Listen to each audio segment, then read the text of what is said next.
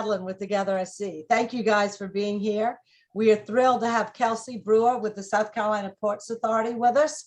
Kelsi has been working on their grants program. What'd you say? Almost 10 years, Kelsi, on and off? Yeah, so well, I've been with the port for 7 years. My first 5 years, I worked on the community giving program. Last year, I focused my efforts more on our public relations area. And then this year, I am back to overseeing the community giving program again, in addition to public relations. As is reflected in your title, Director of Corporate Communications and Community Giving. We've got 30 minutes today, but the very first thing Kelsi said when we got on today was, I'm in the office all day tomorrow. I'm putting my phone number and email in the chat box. If people want to call me with additional questions, they can, because the deadline to apply is next Friday. Is that correct? Right. Yep. Next Friday, which is July 29th at 5 p.m. Is the deadline for applications. So everything is on our website. The link will shut off at 5 p.m. So tomorrow is a really great opportunity. If you have any questions, feel free to email me, call me. I'm happy to answer any questions. And I know I've received a couple today from folks that are included on this Zoom call. So I will be working through all of those tomorrow as well. Yeah, and if you have any of those answers that you want to give now, so everyone gets answers, or if you have anything you want us to send out as a follow-up, we're glad to do that. Is the online application one that you can save and come back to, or is it one and done? It is a one and done. So the application itself, we've always heard really great things about our application, which we're really proud of. So we are pretty straightforward in our application. In addition to your name, the company, the organization's website, that basic information, there is about 11 or so questions for the application. So it's pretty straightforward and a quick application. And so you can download those questions, prepare your answers, then upload it once you've got it all figured out. So it's all done. Yep. So it's done through a survey system. It's all done through Constant Contact. So once you put it in, so once you start the application, it's best that you do it in one sitting and then submit it in that same sitting so that you don't miss any of the answers. So practice with the application. So let's back up a moment and tell us a little bit about, you said you've given out, been doing it for about 10 years. Yeah. How much are you giving? What's the range? Give us the overview of the program. Yep. So the community giving program, I've been with the port 7 years, and it started before I was here. So I would say it's in the range of about 10 to 15, maybe even a little longer since conception. And it's a program that the port is very proud of. We've given a lot of dollars through the program. Last year, we gave $205,000 to 111 organizations. And the organizations really are diverse groups from around the state. We make sure that we actually hit usually each region of the state in terms of our giving. And then in turn, you know, a lot of our employees are actually involved in the organizations that we give to. So we are not giving money for the sake of giving. We want to partner with you. We want to hear from you throughout the year. We want to find volunteer opportunities that benefit you and also, you know, our teammates who really, you know, have a passion for giving back to the community. And this isn't just, you know, teammates out wherever. This includes our CEO. So this is an exciting year for the port. Barbara Melvin is our CEO. First woman to run. Tell us. Yeah, so she is the first woman to run the South Carolina Ports Authority, but also the first woman to run a top 10 U.S. operating container port. So it's a really exciting time to be at the port. You might have seen the Post and Courier article, the Channel 2 News did an interview on her. She's a really incredible, remarkable person, and she is very involved in the community giving program as well. Well, you know what? I'll send that article out in the next for Good Connections, because she really, it was really great pieces. Doing that. So talk about the geography. You serve the whole state, but you have facilities where, and do those sites get a priority? So that's a good question. So our headquarters is located in Mount Pleasant. We have the Port of Charleston, which is 4 or 5 terminals here. We have our inland port in Dillon. We have our inland port in Greer, South Carolina. And so in years past, we really put a priority on areas in which we operate. we have certainly grown our operations. We don't just single out those areas. We do look across the state whenever we're giving funding to applicants. So there's a question here about someone from York County applying, and you would say yes. I would say yes. I would definitely apply. I never turn anyone away, and you will be viewed just the same as someone from areas in which the port operates. So if you want to start putting questions in the chat box, just put a capital Q so we can identify the questions, and don't forget to put your name and what you're doing as well. What about people that have applied before, Kelsi? What do they have to do to be able to apply again? Because I see Karen from Tri-County Cradle to Career, who used to be at Charleston Promise, raving about working with you. Yes, I see Karen's comment. Hi, Karen. I worked with Karen for a number of years. She was at Charleston Promise neighborhood, and now she's at Tri-County Cradle to Careers. I think I'm saying that right, Karen. That's right. But anyways, so if you were a previous recipient in 2021, we require that you fill out a outcome survey in order to submit an application for the 2022 grant. So all of those were due within the past week. So I will look at those, and that really helps us measure the outcomes in which the organizations that we partner with see. And it helps us kind of give those numbers to our board. It helps us put it out in press releases, and it really lets us see, the impact that we're making and how great our partners are in the community. And those reports are the way in which you quantify the volunteer opportunities for your staff and the ways you can, in other words. Yep. And we always include those in the 2022 press release, when we announce the recipients, you'll see the outcomes from the 2021 application process.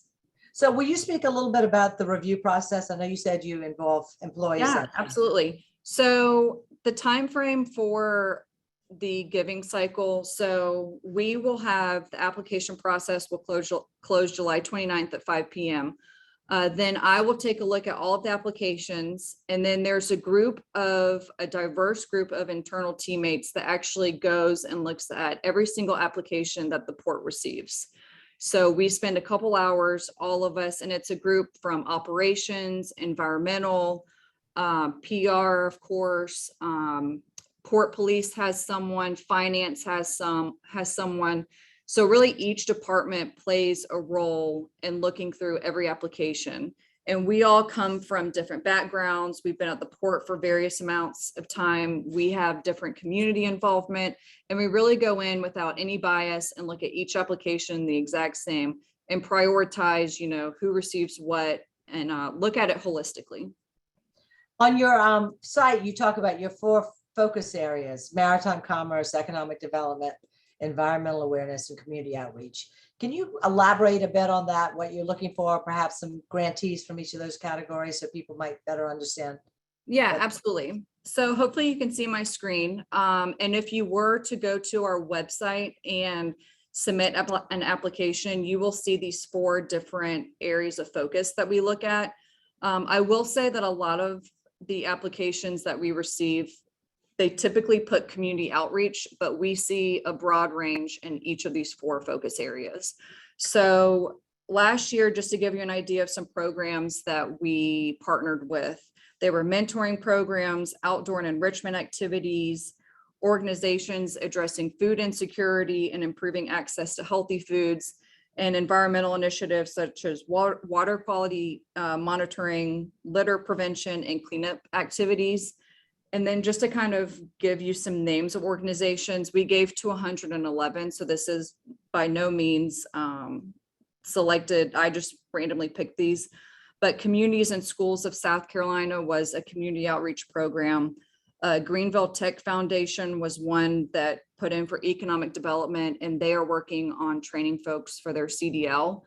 So at the port, we're certainly looking for motor carriers to come to the port. And they are a program that actually works on that. So of course, we were very keen on partnering with them. The Green Heart Project was an economic development one. and they are a youth internship program, and it's also for food insecurity. And then Wounded Nature Working Veterans is one that we've partnered with for the past couple of years, and they provide environmental initiative work. And we usually have a group of employees that will go and actually do the work with that organization. Excellent, excellent. A lot of our members. So yeah, I saw a lot of them whenever you sent me the list. I did see quite a few of our partners from last year and previous years. So that was exciting. Yeah, on this call and members of Together I See. So let me just jump to the questions and make sure. Question, do you provide funding for general operating costs? We touched on that earlier before the call started. We did. So part of the qualifications, and this information you can certainly find on our website, but non-qualifying organizations are, so direct overhead costs and salaries are ineligible. That's not to say we won't fund it, but it certainly doesn't receive priority usually with our committee. Our committee that meets, they really like to see programs that are seeing impact over a period of time. Those are the organizations that we see. So I was telling Kelsi in today's For Good Connections, if people saw it, when we promoted this event, we also had a letter that I wrote about the importance of investing in our talent and the concept of what we call the overhead myth that has been promulgated for so long. And so Kelsi has promised to read it and get a sense of what we're talking about. Yeah, absolutely. When we say that, you know, the program staff isn't the only staff it takes to get good work done. You absolutely don't want to spend more money on fundraising than you spend on programming, but we know that we need to have good operations to get the work done. So, and I would encourage others to look at that article because it does talk about the importance of how you talk about your overhead and how you classify it, because many executive directors are out doing programs as well as running the organization. So how you qualify them is something to be considered and looking at that. Next question. Oh, I like this one, Daniel. What's the most meaningful thank you / impact report you've received from a grantee? Oh gosh, we get so many reports because every single person usually wants, or organization applies again for the next year. So we get a lot of outcome surveys, and I always ask for pictures. The port likes to see your program in action, how it impacted. I think that a couple that come to mind, the Green Heart Project, seeing those students actually out gardening and taking care of food insecurity and education, and doing community outreach all in one is just truly remarkable. And I think another one that comes to mind that we recently started partnering with recently was the Greenville Tech Foundation. You know, it was towards scholarships and education for folks getting their CDL. And that's just a direct connection to the port. And not a lot of organizations really are training for CDL training. And so I think that was a really interesting one, and seeing the people that actually went through the program, they sent us pictures of them with the motor carrier, which is the truck. And so I think that was really interesting to really see how our dollars were being put right back into commerce. And CDL is a certified driver's license? It is. And you have to have that. Truckers. Yeah. Right. So you have to have that in order. Truckers. Right. Yeah. Yeah. The tech system we have in this state is phenomenal. It is. And, you know, Low Country Maritime School is another one that's in Charleston. Students, I think at Title I schools, build boats, and it's a very hands-on activity. And then at the end of it, your boat has to be able to float. So you're getting that teamwork initiative, you're getting community outreach. And I just think it's so neat that then the students get to see their work come to fruition, and that's their boat floating. And it's a huge event. Families come out, community members come out, and just seeing that and how the students light up is really, really neat. And I think what you're saying, which we all know but often forget, is that anytime you're writing anything, you should be writing it from the perspective of the reader and your employees and how it fits with the mission of the port and the work you're doing and the role that your employees can play in the work. So tying it back to the port mission is important. Absolutely. And I can't say it enough how involved, our teammates are in various organizations across the state. Yeah, excellent.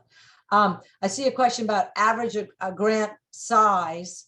I think you put that on the application. You do 2,500, 5,000, 7,000. Yes. So in years past, it was 1,000, 2,500, and 5,000. This year we upped it, and the three different amounts are 2,500, 5,000, and 7,500. Okay. Oh, 75. And it's really up to the organization. It's based on what your needs are for your organization, which one you select. So you don't put in a grant amount, you pick one of those three. Yep. So you pick one of those three. And a lot of people will put in 7,500. And of course, we might bump it down to 5,000 or 2,500. But I've seen a variety come through so far. I haven't done a deep dive into the applications we've received yet, but I have seen a variety of asks. Are you more likely to get funded if you ask for less money? That's always a question nonprofits for you. Not necessarily. I mean, it's totally dependent on the committee. I certainly don't think it hurts to go to 7,500, but if the program you're working on has a cost of 5,000, then I would stick with the 5,000. Yeah. So you want the very specific programmatic costs, right? So that's budget. And that's in very targeted in what you're asking for. Right. And that's one of the questions on the applications is what is the total program budget? Mm-hmm. And so we really, in our committee, will look at every single one of those questions and how our funds will play a role in that budget. And you probably don't want to see that you're 100% of the expenses are 100% of the grant request. You want to see funding from other groups as well? It's dependent on what the ask is for, but if it is a very large budget and you have no commitments, that can probably cause some concerns.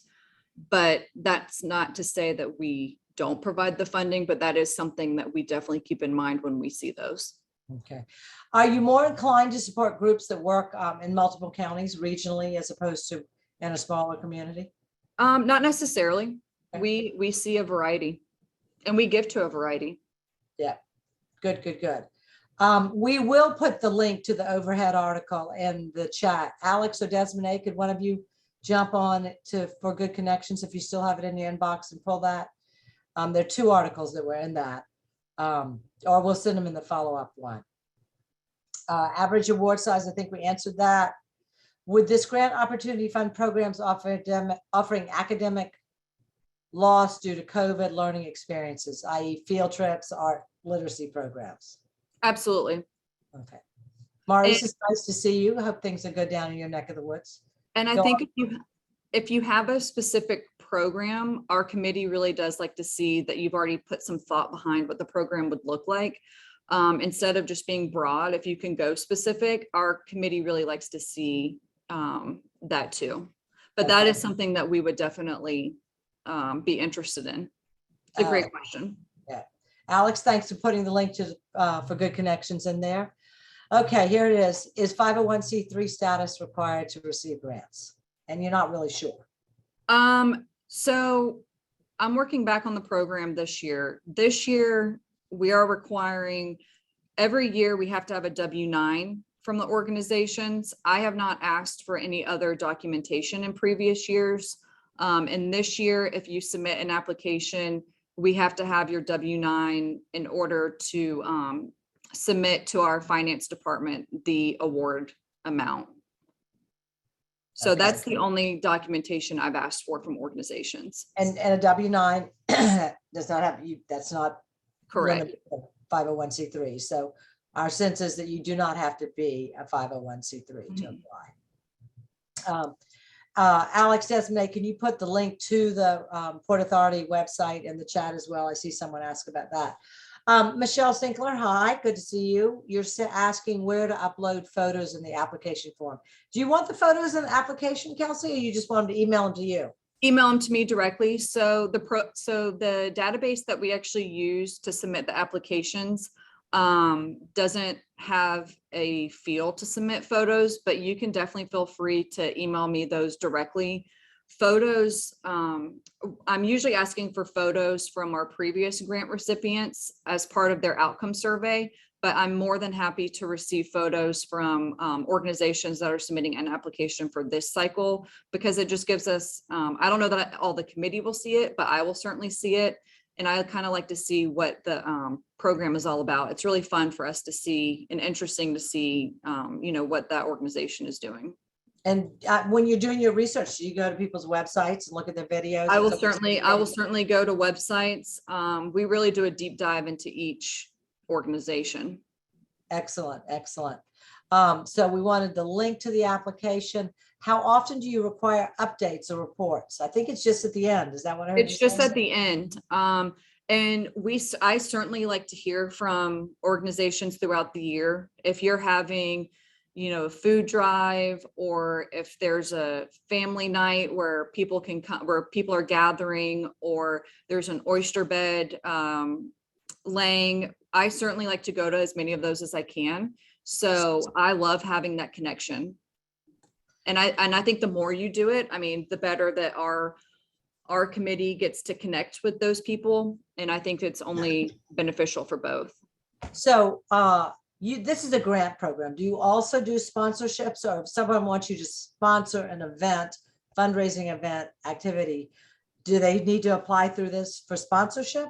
So a lot of our asks come through the community giving program. That's not to say that you email us throughout the year and we have the capability, but it's typically through this program.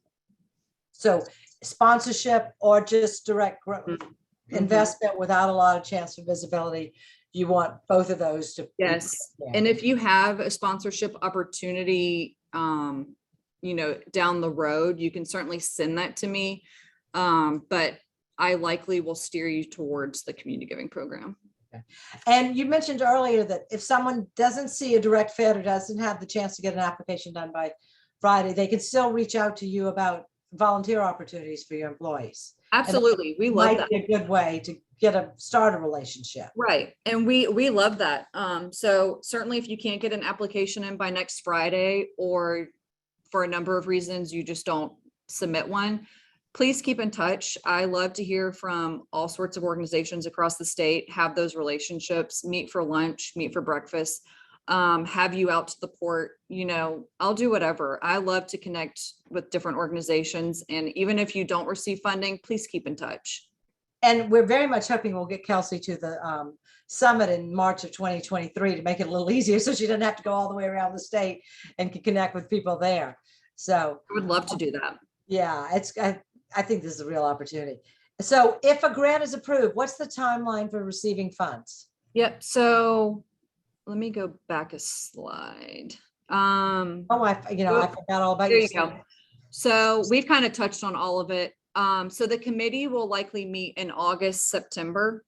So with July 29th being the deadline, it takes a couple of weeks for me to kind of format all the applications into a database, and then for me to review them. I like to do a first pass so I can familiarize myself, and then bring it to the committee, and we all meet and go through every single organization. So usually grantees are announced shortly thereafter. I don't have a specific time frame, and then a formal press announcement is made in November. So usually awards are dispersed by October, I would say. And we'd be delighted to include a link in November to the press announcement, so folks will know. Oh, that would be great. Yeah, we would appreciate that. Thank you. Yeah, because we know that's part of getting the word out and letting people. It is, yeah. And I'm so grateful for you for hosting this, because I saw a number of new organizations on the list that you sent me, and it's really neat to connect with new people. And I think that's maybe a closing statement, if you will, is that the port really does want to be working statewide. And giving priority where the employees are, but connecting to the needs of the entire state. Yeah. So with that, Kelsi, any final comments? I think we've covered all the questions. Desmond, Alex, have I skipped anything? I think I see I believe you got everything. Okay. But we do want to put Kelsey's email and phone Yep. number, or just email. I'll put my email. I could do it. We And have, you can certainly we don't- call me to or email. yeah. The Alex will post the recording on the YouTube's channel. We haven't been sending out follow-up emails to folks, and I think we've got pretty much everything in the chat box. But Alex, do you want to send something out, or you think we've got a pretty good? I think we got it pretty good, but I mean, if we have more information to send out, then we will definitely get it out to everyone. Okay. Okay. So, and you know, as I said, Kelsey's been kind enough to say she'll take your calls tomorrow. So jump on it. Let's give her more than she can say grace over, and help her see the great opportunity to invest so many good groups across the state. With that, thank you for your time, everyone. Kelsey, thank you. This is Oh, really thank you so much.